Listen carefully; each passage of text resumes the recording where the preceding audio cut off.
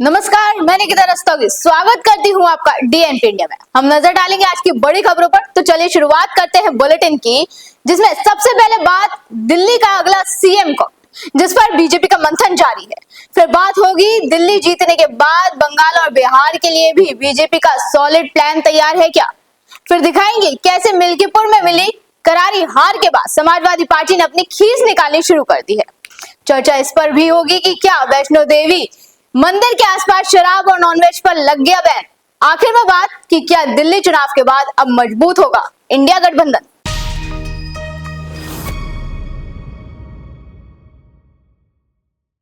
दिल्ली विधानसभा चुनाव के नतीजे आने के बाद अब राष्ट्रीय राजधानी का सीएम कौन, इसको लेकर चर्चा चरम पर है और बीजेपी में भी सीएम फेस पर मंथन शुरू हो गया है। खबर है कि प्रधानमंत्री नरेंद्र मोदी, बीजेपी अध्यक्ष जेपी नड्डा ने केंद्रीय गृह मंत्री अमित शाह से मुलाकात करी। तीनों नेताओं के बीच करीब 1.5 घंटे तक बातचीत हुई। माना जा रहा है कि बैठक में दिल्ली की नई सरकार की रूपरेखा पर चर्चा हुई। कहा जा रहा है कि दिल्ली में नई सरकार का शपथ ग्रहण समारोह भव्य होगा, इसलिए थोड़ा समय लिया जा रहा है। कार्यक्रम में एनडीए नेताओं को बुलाया जाएगा। इसके साथ ही सभी एनडीए शासित राज्यों के मुख्यमंत्री भी शपथ ग्रहण समारोह में हिस्सा लेंगे। खबर है कि अगले 10 से 15 दिन में दिल्ली को नया मुख्यमंत्री मिल जाएगा। आपको बता दें कि बीजेपी के कई बड़े नेताओं के नाम सीएम रेस में आगे चल रहे हैं, जिनमें से सबसे आगे प्रवेश वर्मा का नाम है।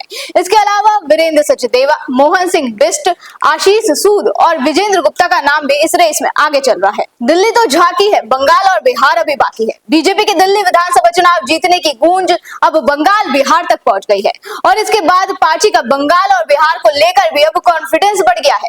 बीजेपी नेताओं की तरफ से बड़े बड़े दावे किए जा रहे हैं। दिल्ली चुनाव के नतीजों पर बात करते हुए पश्चिम बंगाल में विपक्ष के नेता शुभेंदु अधिकारी ने बंगाल को लेकर बड़ा दावा किया, जिससे ममता बनर्जी की टेंशन बढ़ सकती है। सुनिए उन्होंने क्या कुछ कहा। ये था दिल्ली को बंद कर दिया ये लोग। जितना भी एंटी नेशनल एक्टिविटीज हो रहा है दिल्ली में, केजरीवाल ने किया, यहाँ ममता कर रहा है, वहाँ केजरीवाल भी कर रहा है। जितना रोहिंग्या मुसलमान दिल्ली में आया, सबको वो एपिक कार्ड, आधार कार्ड सब बनाया, रेशन दिया, मुफ्त में बिजली पानी सब अरेंजमेंट कर दिया, वोटर लिस्ट में नाम उठाया। ये सब देश विरोधी घुसपैठिया का संरक्षक है। इसलिए दिल्ली का जीत हमारी है। अभी बंगाल का बारी है। दिल्ली में जाने के लिए बहुत टाइम लगा, बंगाल में भी जाने का वक्त हो गया है। 14 ईयर्स कंप्लीट हो गया है और 1 साल बाकी है। बंगाल में भी इस तरीके से मोदी जी का लहर चलेगी, एक राष्ट्रवादी डबल इंजन सरकार बनेगी, यह हमारी पूरा उम्मीद है। एक ही गुंजाइश है इलेक्शन कमीशन और सेंट्रल गवर्नमेंट को। ये दिल्ली का पुलिस न्यूट्रल था, दिल्ली का पुलिस एमएच के अंडर है। यहाँ जिस तरीके से ममता बनर्जी ने पुलिस को देकर वोट लूट कर रहा है पिछले कोई चुनाव में, आज भी एक छोटा कोऑपरेटिव का चुनाव था खेजूरी एरिया में। बीजेपी का मंडल प्रेसिडेंट मिस्टर सूर्यकांत दास, खेजूरी का एक मंडल प्रेसिडेंट, उनका 3 फर्जी मामला देकर जेल के अंदर रखा है। जेल के अंदर से वो चुनाव जीता। अब देख लेना, मेरा एक हैंडल और फेसबुक में मैं बंगाली में दिया है। इस तरीके से यहाँ पुलिस। वही साल के अंत तक बिहार विधानसभा का चुनाव होना है। बीजेपी ने दिल्ली में भी पूर्वांचली वोटर्स पर काफी फोकस किया था और बीजेपी को इसका फायदा भी मिला। बीजेपी को उम्मीद है कि दिल्ली फतेह का असर बिहार पर साफ दिखेगा। कहा जा रहा है कि बिहार विधानसभा के साय में दिल्ली में बीजेपी जब मुख्यमंत्री और मंत्री तय करेगी, तो इसमें भी पूर्वांचली नेता की अहम भूमिका हो सकती है। मिर्जापुर उपचुनाव में समाजवादी पार्टी और अयोध्या के राजा कहे जाने वाले अवधेश प्रसाद की साख कमजोर पड़ी, तो उन्होंने अपनी खीस फिर से चुनावी प्रक्रिया पर निकालनी शुरू कर दी है। मिर्जापुर उपचुनाव के परिणाम में समाजवादी पार्टी को करारा झटका लगा। फैजाबाद अयोध्या से सपा सांसद अवधेश प्रसाद के बेटे अजीत प्रसाद को बीजेपी के चंद्रभानु पासवान से हार का सामना करना पड़ा और ये हार सपा को तब मिली जब खुद सपा मुखिया और पूर्व मुख्यमंत्री अखिलेश यादव और डिंपल यादव ने वहां जनसभा करी और रोड शो भी किया। वहीं नतीजों के बाद खुद अवधेश प्रसाद का बड़ा बयान सामने आया। सुनिए उन्होंने क्या कहा। रणनीति का खुलासा नहीं किया जाता है।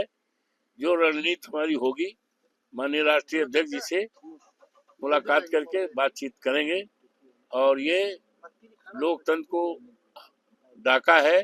बाबा साहब भीमराव अम्बेडकर के जो अधिकार दिया है उसको रौंदा गया है। संविधान की आत्मा को चोट पहुंचाई गई है। मर्यादा पुरुषोत्तम राम की मर्यादा को खत्म किया गया है और कम से कम